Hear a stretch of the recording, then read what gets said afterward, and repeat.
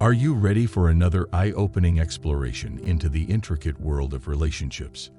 Today, we're diving into the tricky topic of marriages affected by narcissism. Get ready, brace yourself as we unveil the narcissistic wife. 7 ways she impacts her husband. But before we dive in, if you're new here, hit the subscribe button and leave a comment, "I'm in," so I can welcome you personally. With that said, let's uncover the 7 ways a narcissistic wife treats her husband. Ready? Let's get started. 1. Endless blame game. Feeling like it's always your fault. In this type of relationship, it can feel like you're constantly walking on eggshells. No matter what you do, it seems to end up being your fault. Whether it's something small like where you put the dishes or a bigger decision like which brand you chose at the store, she'll find a reason to make you feel like you've messed up. It's like there's a never-ending list of things you're doing wrong, and no matter how hard you try, you just can't seem to get it right. But here's the thing. It's not actually your fault at all. She's playing a manipulative game, using blame as a tool to control you.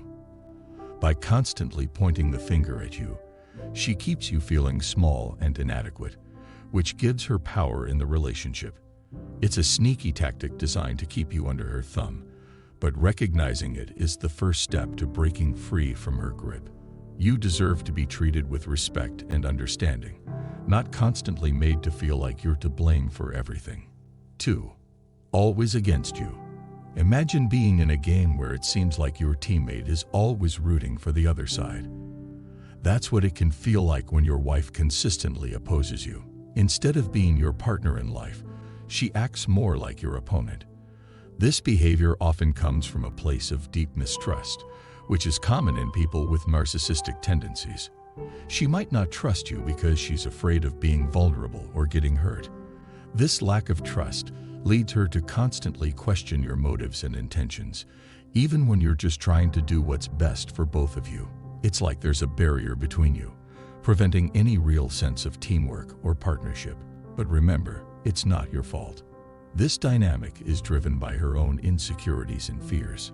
Recognizing this can help you navigate the relationship more effectively and seek support if needed. You deserve a partner who stands by your side, not someone who's always working against you. 3. Withholding affection.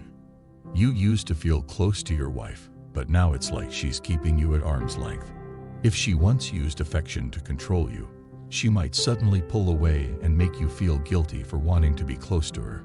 It's like there's a wall between you, and every attempt to break it down only seems to make things worse. This tactic of withholding affection is like a subtle form of punishment, leaving you feeling isolated and questioning yourself. It's not about you. It's about her need for control and power in the relationship.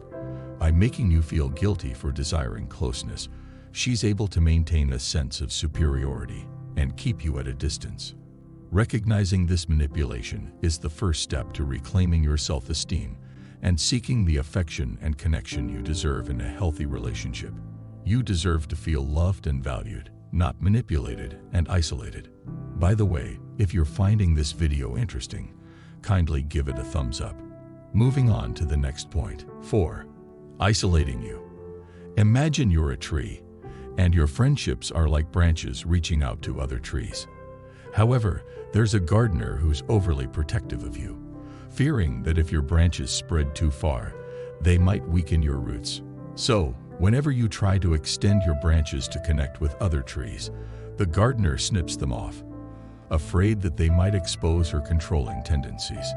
If you persist, she might even pour poison around your roots to keep you isolated, all under the guise of protecting you. In simpler terms, it's like having a friend who doesn't want you to hang out with others because they're afraid of losing control over you. So, they try to keep you all to themselves by criticizing your other friendships or actively sabotaging them. 5. Comparison and criticism. Picture a playground where everyone is playing different games. You're happily playing your own game, but there's this one person who keeps comparing you to other players, saying things like, "Why can't you be more like Johnny? He's so good at that game." Or, "Look at Sarah, she never makes mistakes like you do." It's like they have a magic mirror that only reflects your flaws and none of your strengths. So you start feeling like your game isn't good enough, and you keep trying to play like Johnny or Sarah, even though it's not really your style. It's as if this person has a knack for making you feel like you're always falling short, no matter how hard you try. In other words, it's like having someone who constantly compares you to others, making you feel like you're never good enough and pushing you to chase after impossible standards. 6. Blaming you for her past traumas. Imagine you're walking through a dark forest and you come across a wounded bird. You want to help it, so you gently pick it up. But instead of gratitude, the bird starts pecking at you angrily. Confused, you realize that it's not your actions that upset the bird, but its past experiences that have left it wary and defensive. In a similar way, when someone has unresolved traumas from their past, they might project their pain onto you. It's like they're carrying around a heavy backpack full of hurts and disappointments, and when something triggers those memories, they lash out at you, blaming you for things that aren't your fault. They might say things like, "You're just like my ex who betrayed me," or "You remind me of my neglectful parents." It's as if they're using you as a punching bag for all their pent-up emotions, even though you had nothing to do with the original wounds. And if you try to defend yourself or set boundaries, they might escalate their attacks, turning you into their emotional punching bag. It's like they're trapped in a cycle of hurt and anger, unable to see past their own pain to recognize the kindness and support you're offering.